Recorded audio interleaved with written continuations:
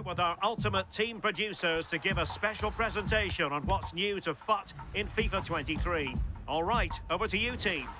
Thanks, Derek. We are here with Richard and Aslan from the Chew development boy. team to talk about everything new in Ultimate Team. So, Aslan, let's start with you. What are you most excited about in FIFA Ultimate Team this year? You know, there's no question, it has to be FUT Moments. It's our brand new mode. It's going to give players a new way to play, a new way to earn rewards, and it's totally different from anything we've done before.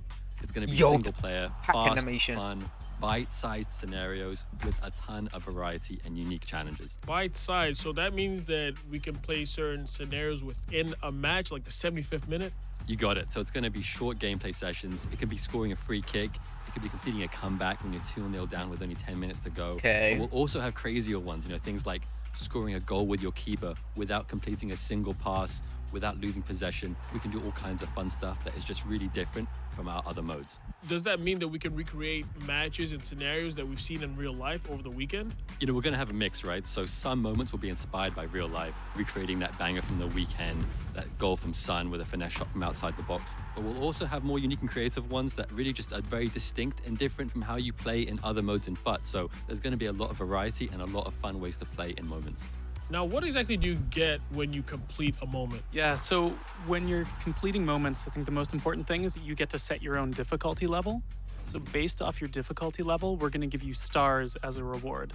So stars are a brand new reward type to Ultimate Team this year. So you're going to be able to redeem them in the Moments Reward Gallery. You're going to always have new rewards for you to be looking out for and exchanging your stars for, but your stars will never go away. So it's up to you if you want to spend them as you earn them or if you want to save them up for something special. So is it a system that comes in seasons for moments? Yeah, so there's going to be a mix of content. We're going to have a lot that's going to be available right from launch, and then we're also going to have some seasonal content that's going to come and go. Some might be up for a few days, some might be up for a month. Now, this is really interesting because some people might come home, play FIFA, but they don't have enough time to play a full match. So this is like, yeah, like you said, bite-sized. Yeah, I think that's one of my favorite parts about it is that if I have a few minutes free, now I can jump into Ultimate Team and I can make progress. I can practice my free kicks, I can practice dribbling, or I can just try out a scenario and see how that goes. So what I'm really excited about are the new changes I've been hearing to chemistry. Can you tell me more about that? Yeah, I think this is one of the biggest changes we've ever made. In 23, we're totally overhauling chemistry, and you'll have more variety than ever in how you build your squad. So we focused on making it more authentic with how we're doing positioning, more intuitive with how your players are going to link on the pitch, and really just enabling a lot more experimentation and variety when it comes to building your squad. Now, one thing I noticed about this screen is that there are no chem lines. Yeah, that's right. So positional links are gone. Players can now link across the entire pitch. Your left back and your right back are linked, your goalkeeper and your striker. If we look at Andy Robertson and Trent Alexander-Arnold, for example, this is an iconic duo, a real threat in the Premier League. In 23, they can now build chemistry towards each other. And the same thing works when you're building hybrid squads. You'll be able to link up your striker, let's say Mbappe, with your defenders from PSG or France or Ligue 1. So there's a lot more options now when it comes to building interesting squads with more variety, instead of having to rely on neighboring links and green links. So I'm noticing that every player has 3 diamonds on them. Does that represent the chemistry? Yeah, so players can now have between 0 and 3 chemistry, 0 being the minimum and 3 being the maximum. So one thing I also see on this screen is the left panel. Does that help you figure out how much chem you're getting for each player? Yeah, so this will be your reference point for how you build chemistry. Each nation, each club, each league in your squad will be represented in this left panel, and you'll build chemistry towards the thresholds for each of these. As you add players, you'll start working towards these thresholds and unlock chemistry for that nation, league, or club. So are there any changes to positioning? The first big change is that most players will have a secondary position, and the secondary position is based off of where they play in the real world. So let's take João Cancelo, for example. Sometimes he plays at left back for Man City, and then other weekends he plays at right back. So you'll have a secondary position. So I think that's the perfect example. For the first time, you can now position change from the left side to the right side of the pitch, or vice versa. That means Cancelo could switch from being a right back to being a left back in your squad. And it's also a really cool way that we can differentiate unique players. So Cancelo, based on real life for City, you can now reflect that in-game as well. So can players have more than one alternate position? Yeah, so players can have up to 3 secondary positions, and most will have at least 1. If a player is out of position, they will always have 0 chemistry. And at 0 chemistry, there are no more negative attributes.